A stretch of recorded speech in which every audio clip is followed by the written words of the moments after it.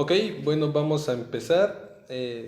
Vamos a abrir nuestras Biblias en Mateo 7, del versículo 17 al 19. Le voy a dar lectura, solo quiero que me sigan con su vista.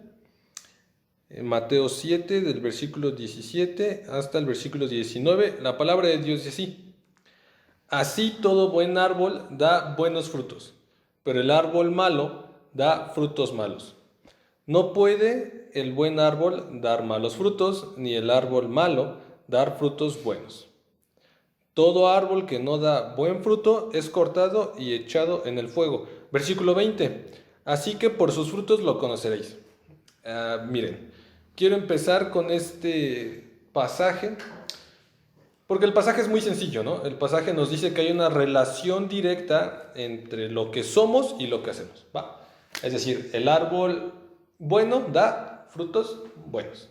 El árbol malo da frutos malos, ¿ok?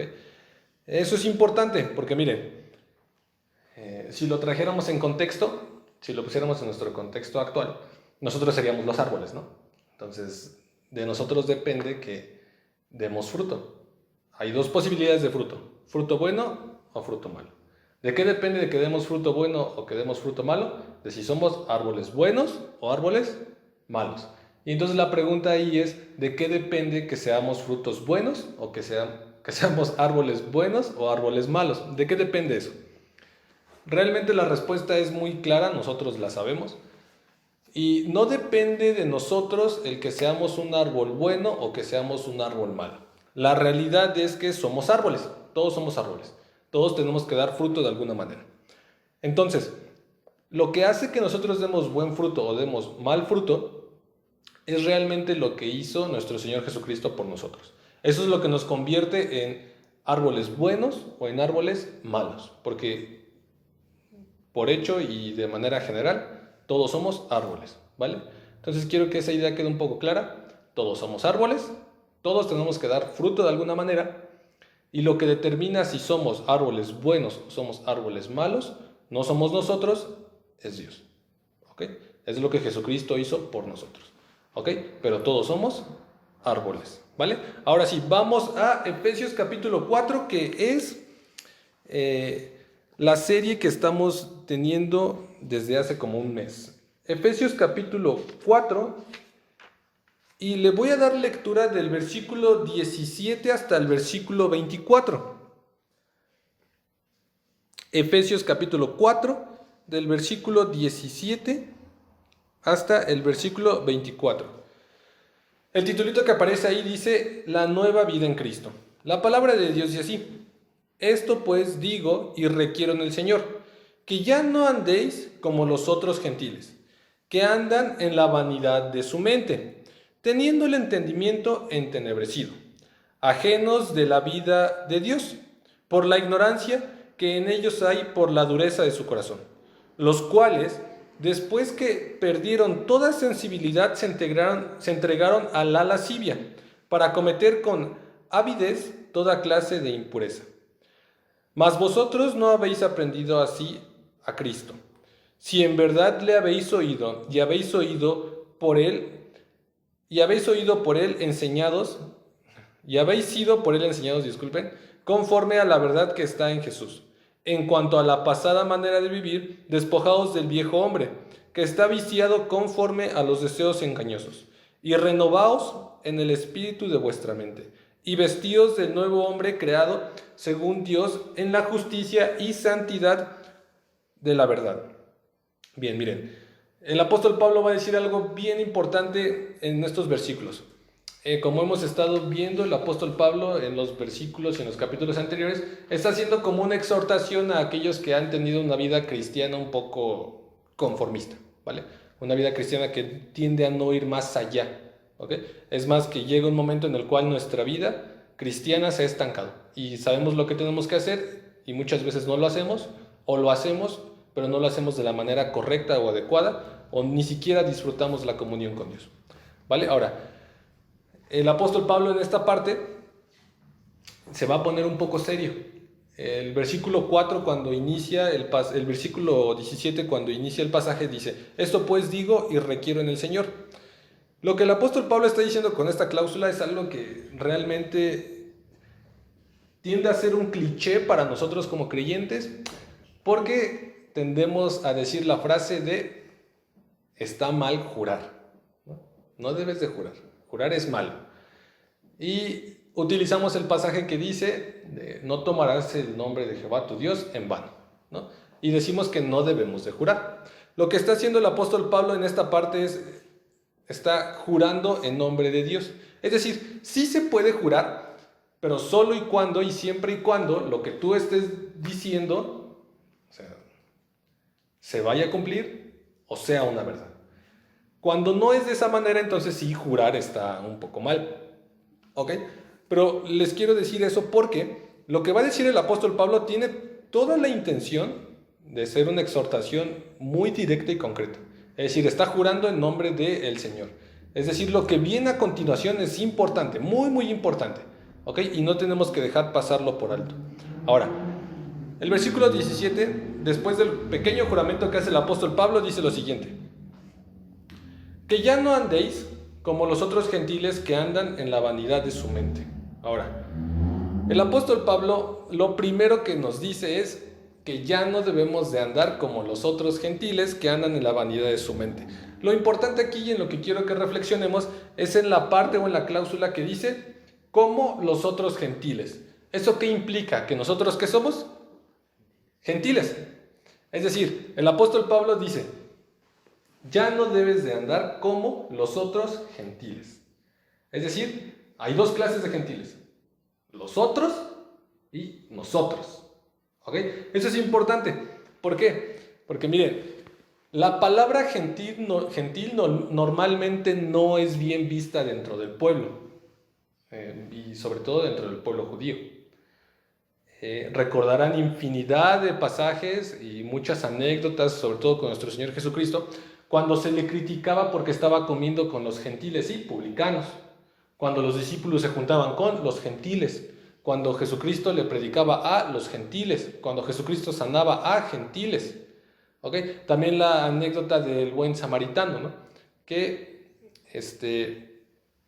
era el samaritano un gentil que había ayudado a una persona que estaba necesitada. Es decir, los gentiles, el término gentil normalmente era una ofensa. Se relacionaba con aquel que no es parte del pueblo. Y como no es parte del pueblo, es un ignorante en las cosas de Dios.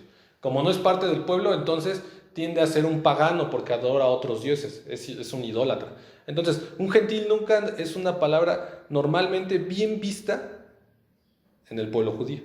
Ahora, en esta parte el apóstol Pablo dice que ya no debes de andar como los otros gentiles, dando por sentado que tú eres un gentil, ¿ok? Que tú eres un idólatra, un pagano, un pecador. Realmente algunas traducciones traducen la palabra gentil dándole la implicación de que ya no debes de andar como los paganos. Pero me gusta mucho la traducción de la Reina Valera porque la cláusula los otros gentiles pone las cosas como la parábola que leímos de los árboles. Es decir, si trajéramos este versículo a contexto y a nuestro contexto actual y dijéramos, ya no debes de andar como los otros gentiles, en vez de gentil, ¿qué diríamos? Como los otros pecadores. Ya no debes de andar como los otros pecadores. Nosotros tenemos la misma palabra que los judíos tienen para tachar a las personas que no son parte de nosotros. Es decir, nosotros decimos, estamos nosotros y están los pecadores. Así como el pueblo judío tenía la palabra de estamos nosotros los del pueblo y están los gentiles, nosotros hoy en día en la iglesia tenemos una palabra igual para ello. Nosotros decimos estamos nosotros y están los pecadores. ¿Qué diría el apóstol Pablo a esto? Dice, a ver, pero no tienes que darte cuenta que tú ya no tienes que andar como los otros pecadores. ¿Eso qué implica? Que nosotros somos pecadores. Es por eso que yo les decía que quería iniciar con lo de los árboles, porque miren, los árboles dan fruto bueno y fruto malo dependiendo de qué tipo de árbol son, ¿no? Dependen de qué tipo de árbol son por la gracia de Dios, pero eso no quita que sigan siendo árboles. Es Dios quien hace que sean buenos árboles o sean malos árboles, y por consiguiente su fruto sea bueno o su fruto sea malo. Algo similar pasa con nosotros. Hay unos pecadores y estamos nosotros que seguimos siendo pecadores, pero que haya una distinción entre los pecadores de allá y los pecadores de aquí, sí. ¿Y cuál es esa distinción? Ser buenos pecadores y malos pecadores. No haciendo referencia a que pecamos bien o pecamos mal, haciendo referencia a que nosotros somos como ese árbol que Dios escogió para que sea un buen árbol y por consiguiente dé buenos frutos.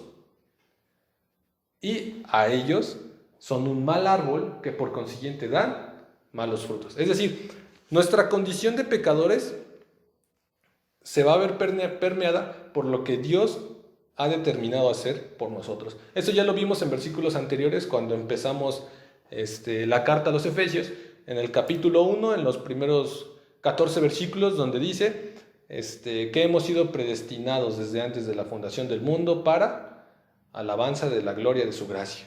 ¿Okay? Es decir, hemos sido escogidos para que a pesar de que somos pecadores, seamos una clase de pecadores que dé buenos frutos. Entonces, el apóstol Pablo hace esa distinción en el versículo 17. Dice, esto pues digo y requiero en el Señor, que ya no andéis como los otros gentiles.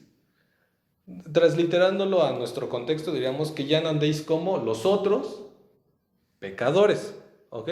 ¿Y cómo es que andan los otros pecadores? Dice el apóstol Pablo, los otros pecadores, los cuales no son ustedes, andan, dice, en la vanidad de la mente. Versículo 18, dice, teniendo el entendimiento entenebrecido. Y también dice, ajenos de la vida de Dios. Es decir, hay tres cosas en las cuales los otros pecadores distintos a nosotros andan. Y son la vanidad de la mente, andan con el entendimiento entenebrecido y andan ajenos de la vida de Dios. ¿Ok? Ahora, esto es importante por lo siguiente. Estos tres aspectos, la vanidad de la mente, el entendimiento entenebrecido y estar ajenos a la vida de Dios, estos tres aspectos tienen que ver más con nuestra manera interna de ser, más allá de nuestros actos prácticos. Es decir, el apóstol Pablo no está poniendo tanto énfasis en las prácticas que tenemos día con día. Es verdad, es importante, el apóstol Pablo lo va a retomar más adelante, pero por el momento nos quiere llevar bajo un esquema de causalidad. Es decir, ¿qué es lo que hace que según el versículo 19 nos entreguemos a la lascivia para cometer con toda altivez toda clase de impurezas? ¿Qué es lo que nos lleva a ese aspecto? ¿Qué es lo que nos lleva a que nuestra vida práctica se lleve a entregarnos a la lascivia y a cometer cualquier clase de impureza según el versículo 19?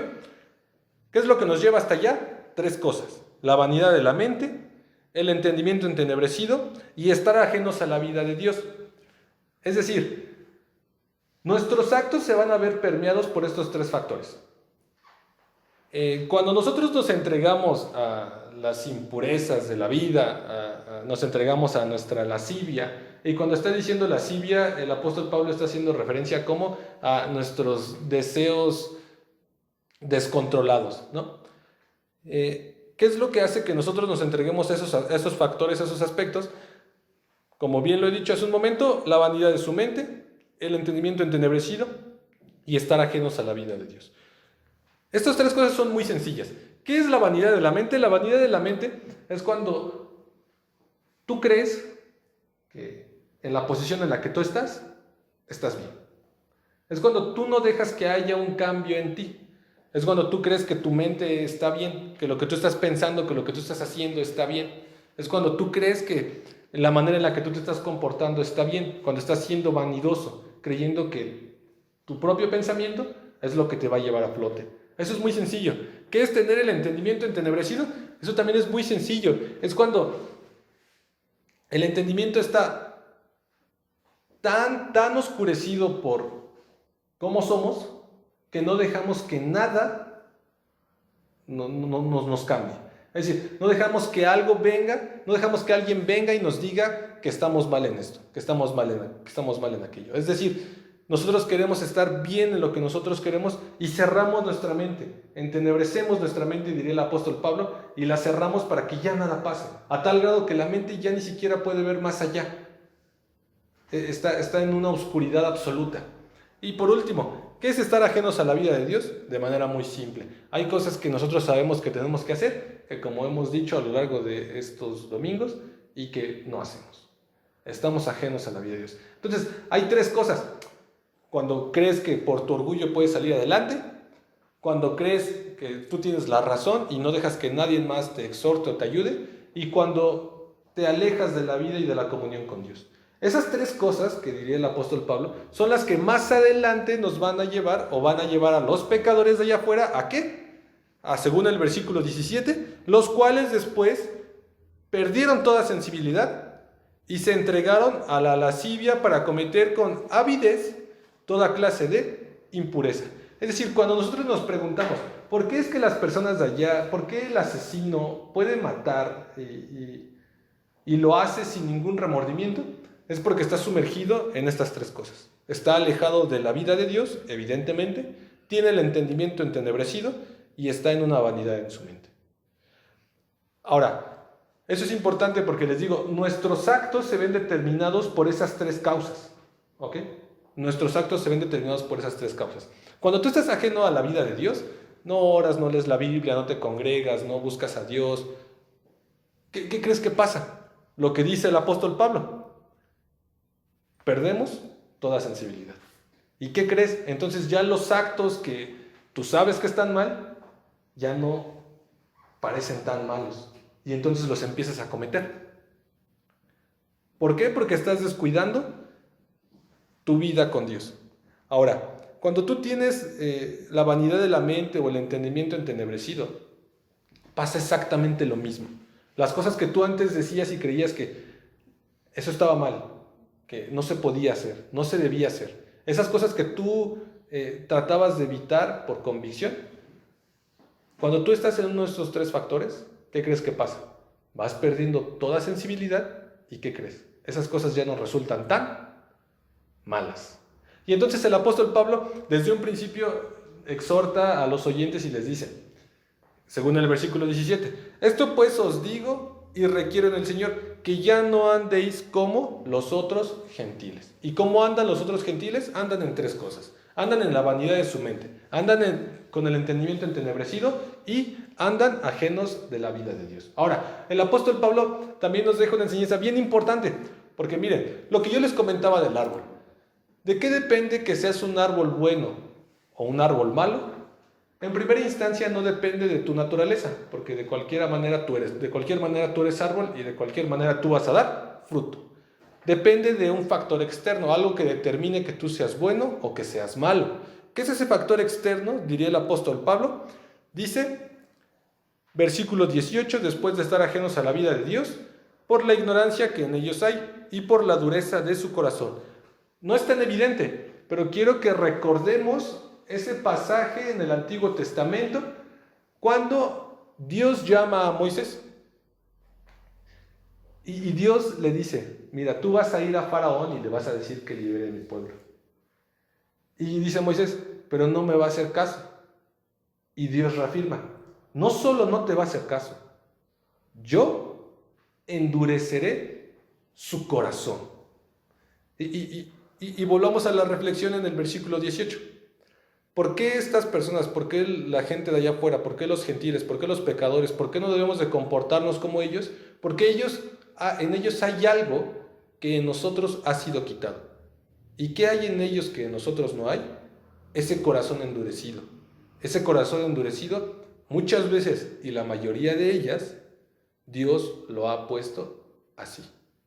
Nosotros somos como la evidencia, nosotros somos la evidencia más clara de que Dios ha quitado ese corazón endurecido de nosotros. Así como Dios endureció el corazón de Faraón para que no dejara salir a su pueblo de Egipto, así muchas veces Dios endurece el corazón de las personas para que por más que quieran estén ajenos a la vida de Dios, para que por más que quieran su mente esté entenebrecida y anden en la vanidad de su mente. Entonces el apóstol Pablo dice, requiero en el Señor que ya no andéis como los otros gentiles. ¿Por qué? Porque en ustedes ya no hay un corazón entenebrecido.